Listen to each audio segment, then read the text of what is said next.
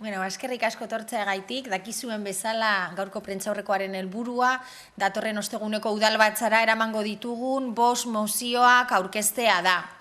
5 mozio hauetan hainbat gai jorratuko ditugu, lehendabizikoa adibidez udaletxe bizitzei buruz hitz egiten du hain zuzen ere, udaletxe bizitzetako pertsonei errenta esartzerakoan, bizi diren etxe bizitzaren errenta esartzerakoan, OHGZ-aren ordainketaren inguruan gertatzen ari dena plazaratzeko.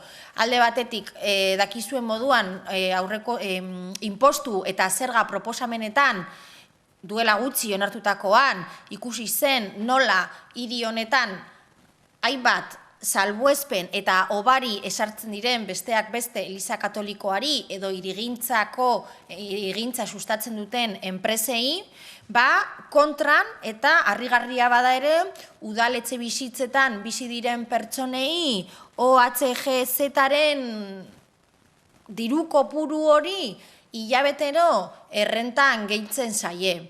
Guk uste dugu, udaletxe bizitzek duten helburu soziala kontutan edukita, zentzurik ez duen gauza bat dela, eta horregaitik eskatuko duguna da, pertsona hauek edo errentari hauek OHGZ-aren ordainketatik salbuetsi ditzala udaletxeak. Esan bezala, Eliza Katolikoa edo familia ugariak duten ezaugarri hori bezala, edo daukaten baldintza berezi hori bezala.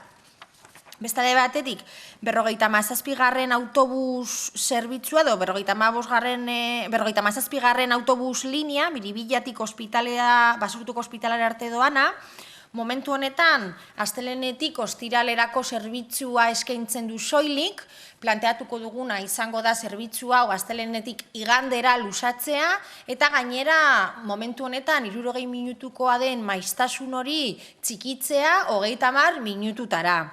Realitate bat da, ospitalean, bai lanean edo senideren bat duen pertsonak egunero joan behar duela, berdin diola astelena izan edo igandea izan, eta batez ere Biribilatik dauden garraiobide publiko eskazia ikusita, ikusten dugu zerbitzu hau luzatzea beharrezkoa dela.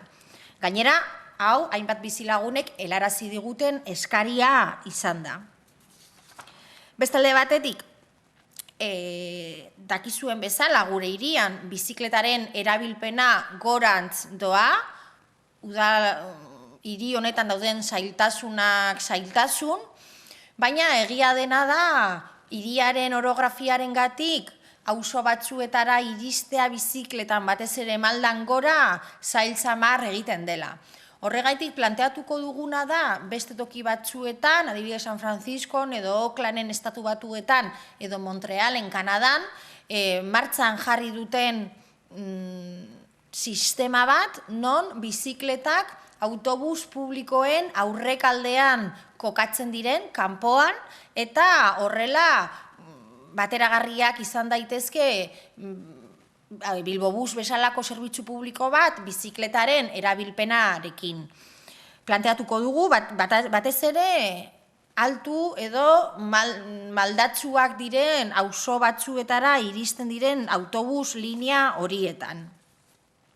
Bestalde batetik, planteatuko dioguna da, hiritarrenganako arreta zuzeneko ardura izango dituzten kontratazio publiko guztietan hizkuntza eskakizunaren nahitaezkotasuna 3. mailakoa izan dadila.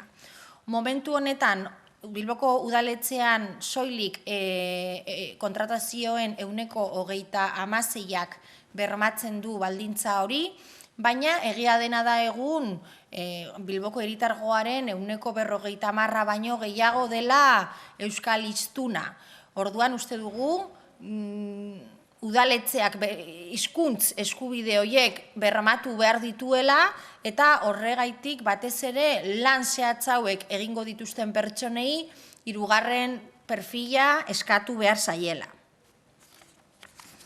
Eta bukatzeko dakizuen bezala, aurreko urriaren 17an, Auzitegi Nazionalean 2 makroepaiketa hasi ziren, 35/02 eta 26/11 sumarioak, hain zuzen ere, segi gazte erakundeari dagokion epaiketa eta herriko tabernen auziari dagokiona. Duela 11 urte hasitako makro prozesu hauek non 80 pertsona dauden inputatuak.